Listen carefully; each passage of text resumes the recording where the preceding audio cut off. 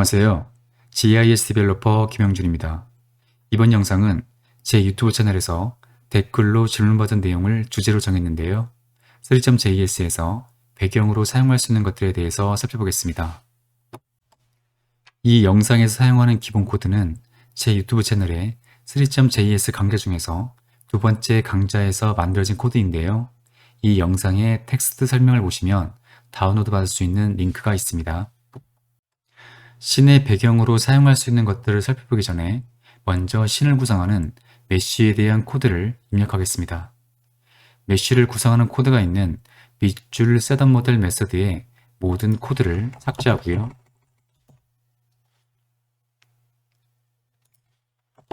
스피어 지오메트리 객체를 하나 정의합니다.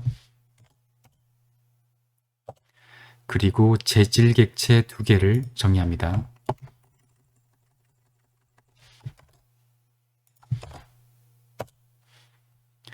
그리고 X, Y, Z축에 대한 좌표를 순차적으로 변경하는 3중 반복문을 입력합니다.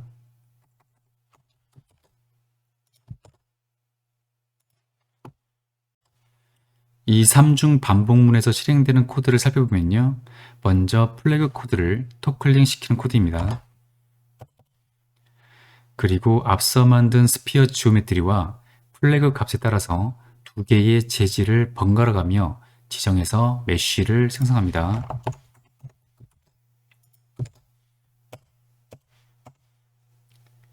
이 메쉬의 위치를 지정하고요. 이 메쉬를 씬에 추가합니다.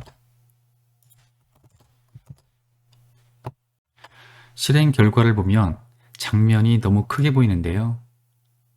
실행과 동시에 장면이 적당한 크기로 보이도록 하기 위해서 밑줄 셋업 카메라 메서드에서 카메라의 Z축 위치를 80으로 지정합니다. 그리고 카메라의 팝값을 1000으로 변경하고요.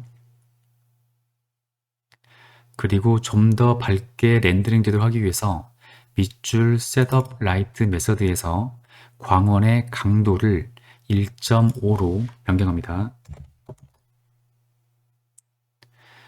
실행 결과를 보시면 다음과 같은 결과를 볼 수 있습니다. 이제 이 영상의 주제인 배경에 대해서 살펴보겠습니다. 3.js에서 배경으로 사용할 수 있는 요소는 단일 색상, 안개, 이미지, 큐브 맵, 그리고 정방형 맵 등이 있습니다. 이 5개의 배경에 대한 코드를 하나씩 살펴보겠습니다. 밑줄 셋업 백그라운드라는 메서드를 추가해서 배경과 관련된 코드를 추가하겠습니다. 이 메서드를 생성자에서 호출합니다.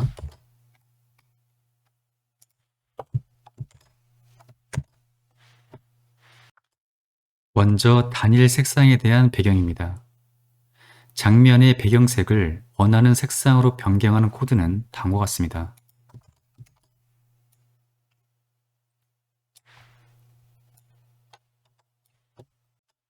다음은 안개입니다.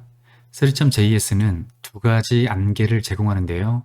포그와 포그 exp2 클래스를 통해 지정됩니다. 먼저 포그 클래스를 통해 안개를 지정하는 코드입니다.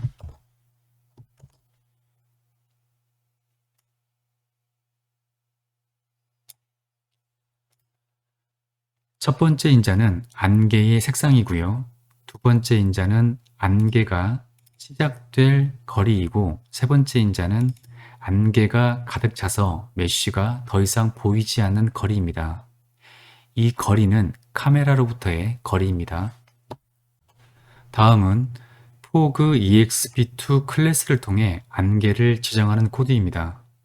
기존의 안개에 대한 코드를 삭제하고요. 새롭게 입력을 합니다.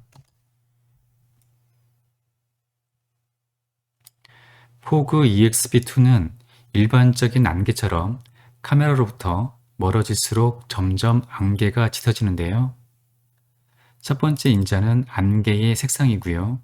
두 번째 인자는 안개의 강도입니다. 안개는 장면의 색상과 함께 지정해야 자연스럽습니다. 안개는 메쉬에 대해서만 렌더링 되기 때문인데요. 장면의 색상을 지정하는 코드를 삭제하면 다음과 같습니다. 다시 코드를 살리면 다음과 같고요. 안개의 색상과 배경의 색상을 동일하게 줘야 자연스러운 안개를 표현할 수 있습니다. 다음은 이미지를 배경으로 사용해 보겠습니다. 3.js에서 이미지를 배경으로 사용하는 방법은 여러 가지인데요.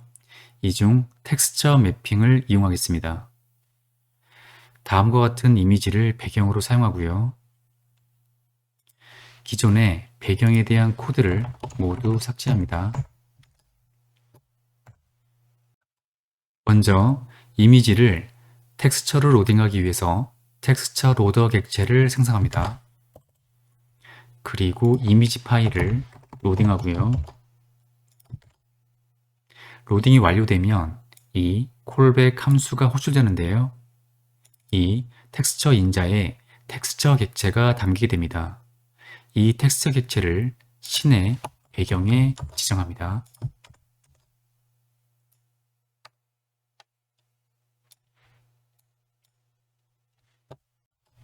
여기서 이 스피어 메쉬의 표면에 배경 이미지가 비치도록 하겠습니다. 이를 위해서는 pmrem generator라는 클래스가 사용되는데요. 이 클래스의 객체를 밑줄 셋업 모델 메서드에서 다음처럼 정의합니다.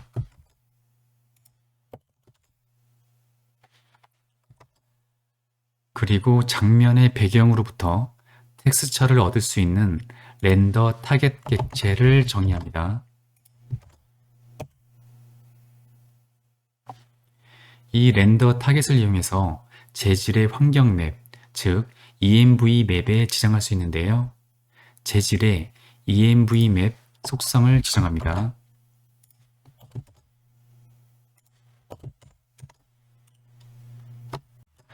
에러가 발생하는 것을 알 수 있는데요. 이는 배경에 대한 텍스처 이미지가 아직 준비되지 않은 시점에서 밑줄 셋업 모델 메서드에 이 코드가 실행되었기 때문입니다. 이를 해결하기 위해서는 밑줄 셋업 모델 메서드의 실행을 배경에 텍스처가 설정된 이후에 호출되도록 하면 됩니다. 기존의 밑줄 셋업 모델 메서드의 호출을 제거하고요. 그리고 이 밑줄 셋업 백그라운드 메서드에서 이 부분에 다시 밑줄 셋업 모델 메서드를 호출하도록 합니다.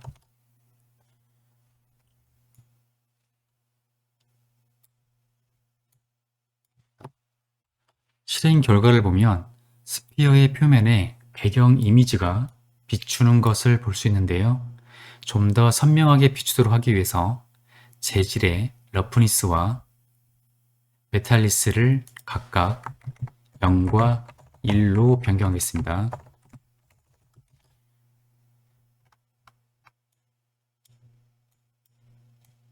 그러면 보시는 것처럼 배경의 이미지가 좀 더 선명하게 비춰지는 것을 볼 수 있습니다. 지금 살펴본 배경은 정적인 배경인데요. 동적인 배경을 살펴보겠습니다. 바로 큐브맵인데요. 큐브맵은 6개의 이미지를 통해 배경을 표현합니다. 이 6개의 이미지는 정육면체를 구성하는 6개의 면에 대한 이미지인데요. 큐브맵을 위한 이미지 데이터는 이 사이트에서 받아서 사용하였습니다. 다운로드 받은 파일은 비주얼 스튜디오 코드에서 다음처럼 구성을 하였고요.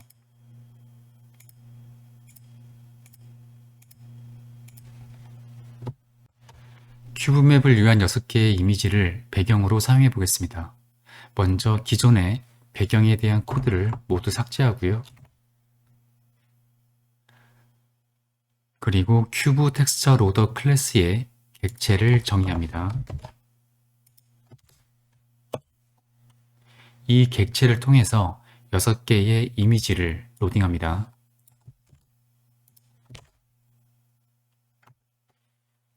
로딩이 완료되면 호출되는 이 콜백 함수의 실행부에 다음 코드를 추가합니다.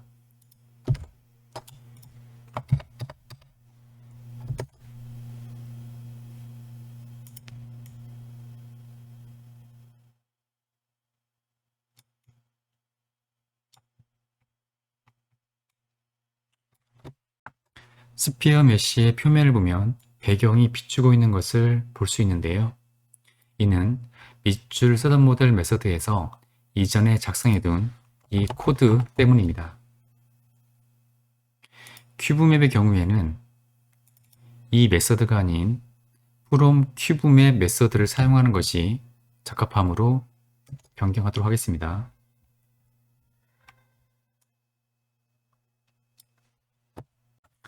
이제 마지막으로 정방형 맵을 이용한 배경입니다. 이 정방형 맵은 큐브맵과 동일한 효과를 제공하는데요.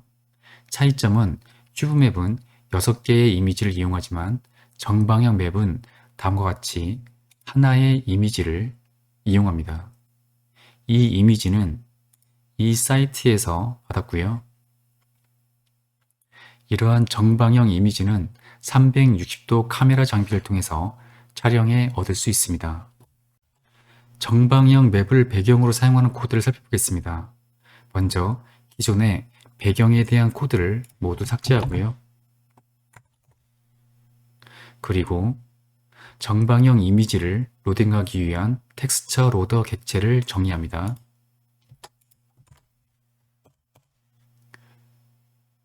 그리고 이미지를 로딩하고요. 이미지 로딩이 완료되면 호출되는 콜백 함수에 다음 코드를 입력합니다.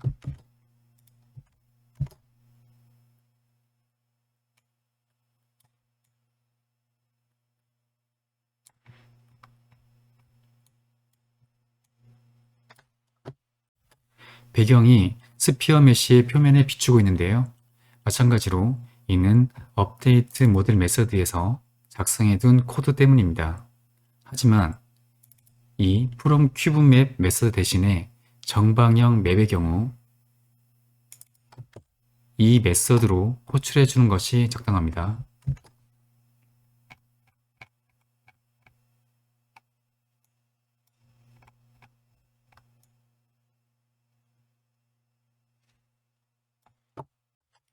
이상으로 3.js에서 배경으로 사용할 수 있는 여러 가지를 살펴보았습니다.